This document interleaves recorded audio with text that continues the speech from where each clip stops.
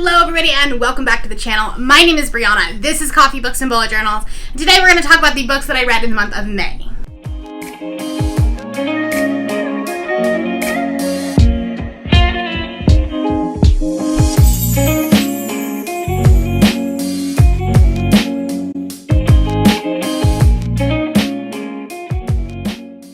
Okay, so, May was a weird month because I kind of took a hiatus from a lot of things, including categories, TBR, videos, pretty much everything that involved this channel. But that was fun. It was nice to take a step back. I have some things in the works that I'm going to be, like some big projects that I'm going to be revealing. That was just nice to be able to take a break from doing, like, videos and, strict TBRs and stuff like that so that I could work on these big projects. Very excited about what's coming, but I did manage to read some books in the month of May. I decided to mood read, which was a lot of fun. I don't know that it's something that I can do on a regular basis because if you look at the number of books and the number of pages, I didn't read nearly as much as I normally do. Is that because of where my mental health was at the time, or is it because I didn't know what to read? I don't know. But let's talk about it. I did manage to read 8 books, and then I DNF'd 1, so you'll actually see a lot of these numbers have, like, that are 9, because I do like to keep, like, if I've read an X amount of pages, I like to add that into my page count. And so the way that my spreadsheet works is you have to fill it out. You just don't fill out, like, the rating. So the rating is not, does not affect, like, the average is not affected by it, but page count and, adult title and things like that. So 8 books finished, 1 DNF for a total of 2,854 pages. So, like, numbers-wise, it was very small. A lot of that is because I read 3 graphic novels. So 3 of the 8 that have finished were graphic novels. Also read 1 contemporary, 2 fantasy, 3 graphic novels, 1 sci-fi, and 2 thrillers. One of those thrillers being the one that I DNF'd. I read 2 debuts, 2 debut books, 3 from authors that I had read before, and 4 that were new to me authors. So, star rating was an average of a 3.94, which is pretty good. For me, anything that's over a 3.5 is a pretty good month. Now, I, handpicked and curated this TBR, so I kind of hoped it would have been better. But some things that were calling me just ended up being awful.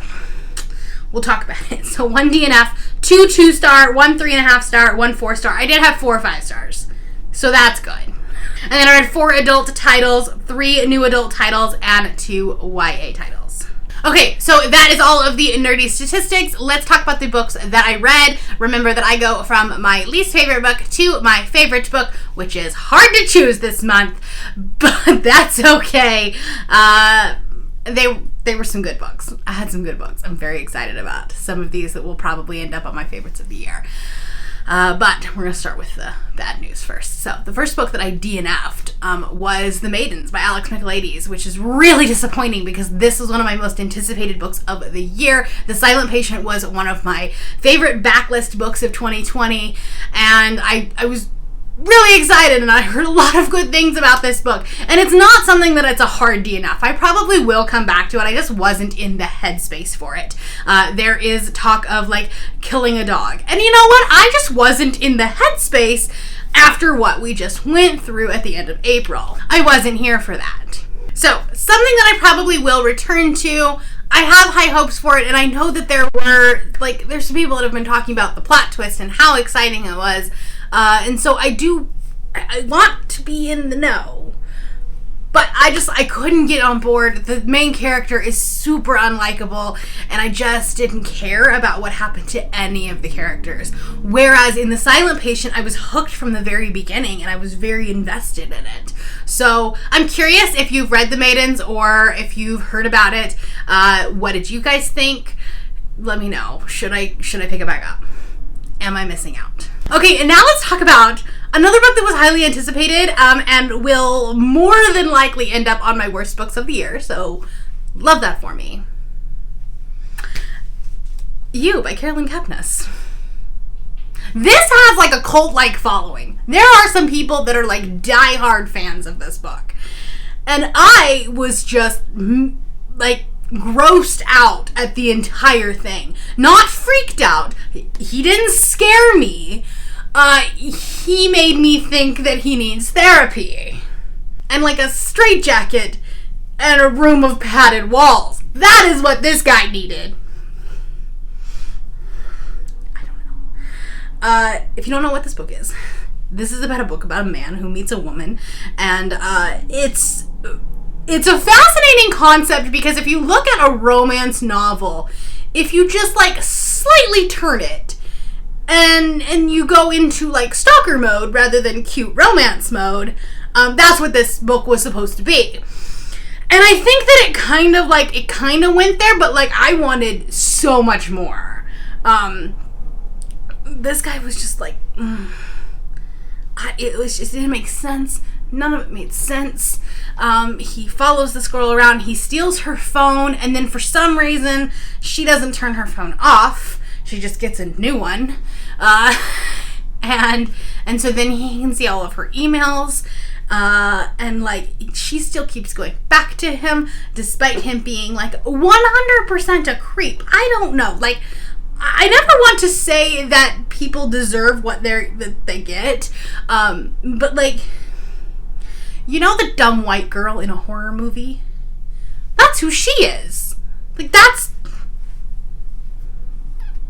I hated this book so much. I hated listening to it. I hated every minute of it. Yeah. I gave it 2 stars because the concept was interesting and I wanted it to go there. And it didn't give me enough of that, like, creep. It was just like poor mental health rep rather than creep factor. And that's the thing with thrillers, and I've read, especially when you go into like a domestic thriller where you're dealing with a relationship, and really any, but specifically like the ones that come to mind when I talk about this are domestic thrillers that deal with relationships. If they're done well, they are fantastic thrillers. But if they are done poorly, not only are they poor thrillers, but they become poor mental health representation. And I can't get behind that. So, goodbye. My other 2-star read was unfortunately the group book for the Avengers Reading Challenge, and that was Rise of the Red Hand by Olivia Chadha? I don't know. I probably butchered that last name, sorry. So like I said, this was the group book for the Avengers Read Along. I will link the live show down below. It was on Margaret's channel, so definitely go and check that out. This is a dystopian sci-fi that deals a lot with climate change. It is South Asian, which was really cool. That representation was really interesting. It's not a place where I read a lot of books from, which is good. I mean, not good that I don't read a lot. Good that I got a chance to. There we go. And I think that this book had the potential to be amazing, but it is very obviously a debut novel. This was extremely info-dumpy, and it was first person. So I can forgive a lot of info dumping, especially in like fantasy or sci-fi books, because you have to set the world up. The problem is that it was info dumpy and also first person, so it was like the character explaining the world, and it felt very clunky. It felt very textbook like, but then a person like reading you the textbook. It was very weird, and so because of that, I didn't feel like I was really invested in the characters, and I tended to skim quite a bit of it. I sped read a lot of it, and I wasn't here for any of the characters. I didn't care what happened to them. And also there were 3 points of views, and I couldn't tell the difference. Like, if it didn't have the name at the top of the chapter, I would not have known that the character voice changed. And that's a problem when you're going from 3 different points of view. They have to have their own unique character, their own like way of speaking and things like that. It needs to be obvious to the reader that we've changed perspectives. But one of the things we were talking about on the live show, one of the when we were in our group chat, we were talking, and one of the people was like, I don't understand, like, why did this character know a thing, and then 2 chapters later they're being explained the thing, And then like 5 minutes later, she's like, oh my gosh, they're two different they're two different characters. And she was 100 pages into the book. So like she just at that point figured out that we were, talking about a different character. This had potential, and I'm curious to see how the rest of the series goes, because I'm really hoping that the writing style improves. But it missed the mark for me. Moving on to my 3.5-star reads, and for that one was Juliet Takes a Breath, the graphic novel. And this is the first book that I read in the month of May. It was actually a carryover from April, because it was part of my April categories, and I had started it, and I think I finished it like on the 1st. So there's that. I don't remember much of it. The art style, beautiful. Loved the body positivity, the plus size main character that was just like in love with herself. She knew who she was, and she was unapologetic. But I felt like a lot of it was a little bit white saviory. There was a white person that she was. The main character is Black and Latinx, I think. Now I'm completely forgetting. She is a person of color. And then this person that she goes and like interns for is white and is supposed to be like this god complex person basically. And the main character kind of puts her up on a pedestal, and it just felt very white saviory and like a little bit icky. The art style was beautiful. I really, really loved it. The color scheme, although I didn't like the font choice that they used. It felt very like cartoonish. I didn't love that. But the color scheme, beautiful. Loved the body positivity, but the rest of it was just like meh. The book was fine, but it wasn't something that like I'm in love with. Then I read Saga Volume 2. I gave this 4 stars. This was a great continuation. Essentially, this series is about two people, aliens, whatever, from 2 different planets that are not supposed to fall in love, and they do. And they have this child together, which is now being hunted. And this was kind of a back and forth between the current day and the time where the parents fell in love and how they met and things like that. And that was really cute. I actually preferred the like past timeline to the present timeline. It was a little bit confusing going back and forth because it wasn't very clear and distinct. You kind of had to like guess where we were. But it was a super quick read, and I love the series. It's a lot of fun, and I will definitely continue. I think I've already downloaded Volume 3. Okay, moving on to my 5-star reads. My favorites.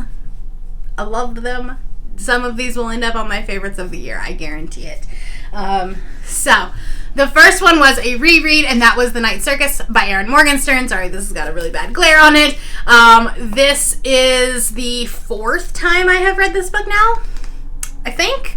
And I love it. This book is just so beautiful, so atmospheric. There's not a lot of story to it. It's about 2 magicians that are supposed to be rivals. They are destined to battle each other for the rest of their existence, but then they fall in love, and it's just beautiful. The world building, my heart. I love this book so much.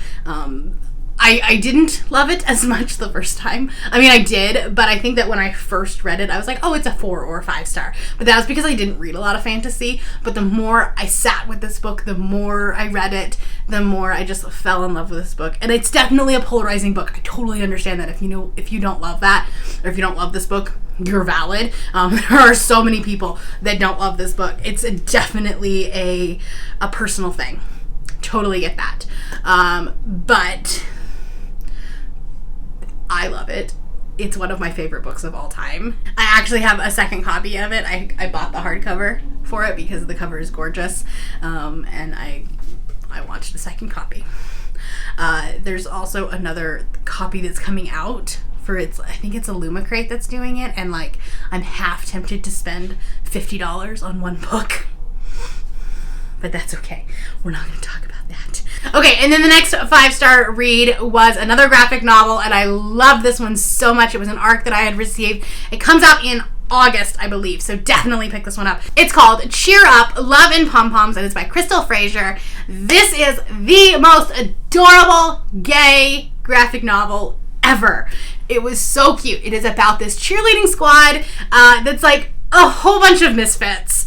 And they're adorable. And their captain, their leader, is a trans girl. And there is a lot of conversation about being trans and being trans as a teenager. And it broke my heart because she was talking about how her parents don't really accept her and they only let her dress female and take hormones and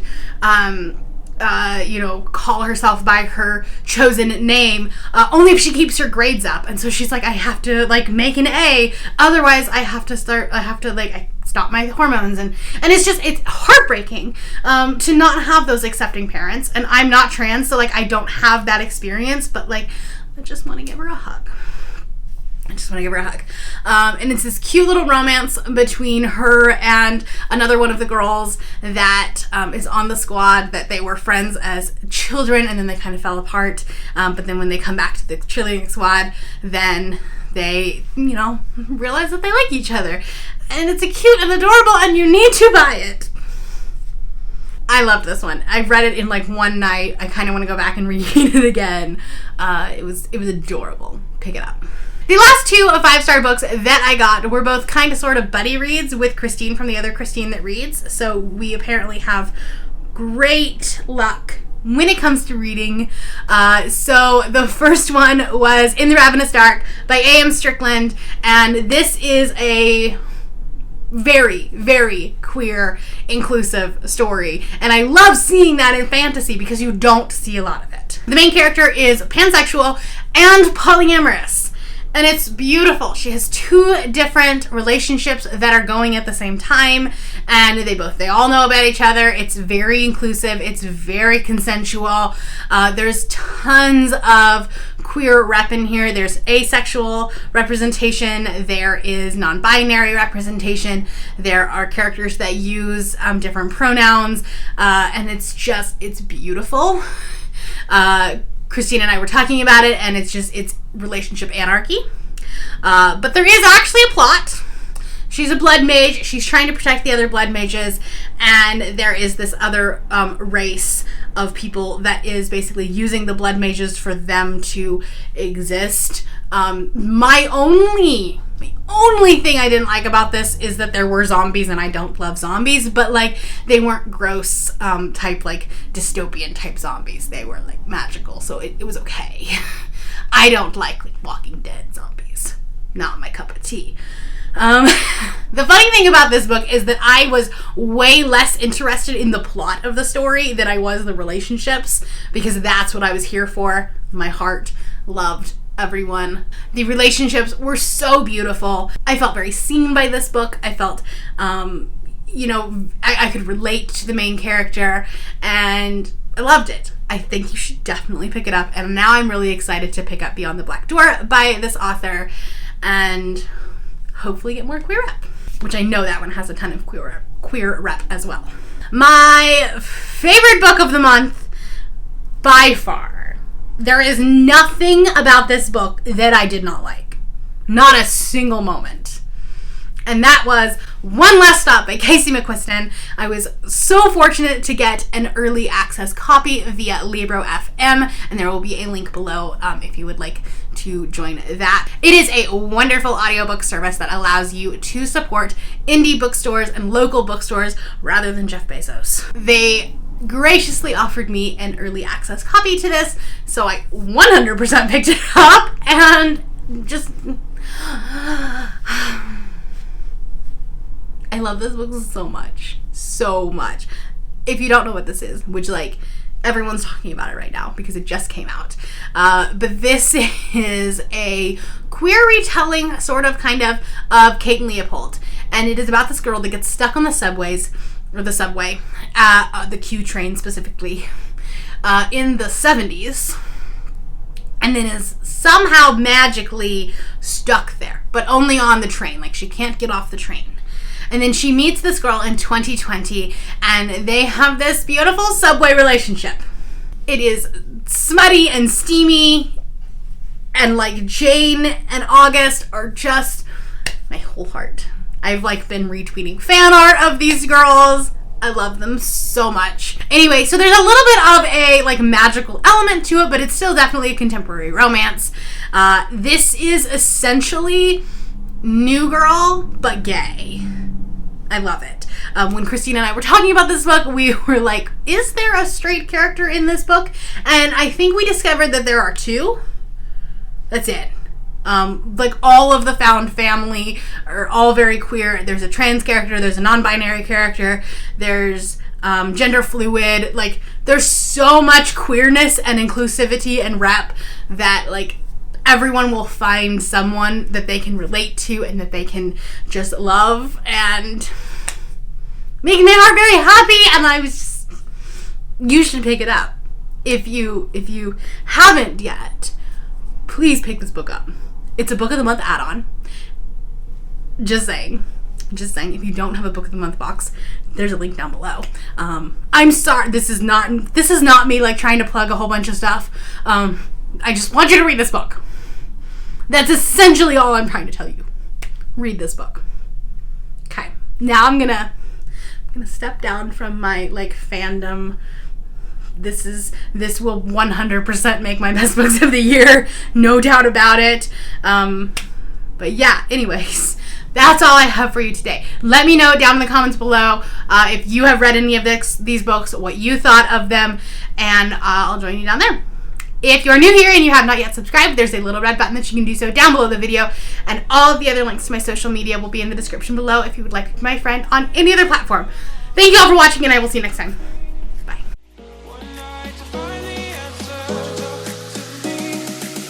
What makes this heart beat faster?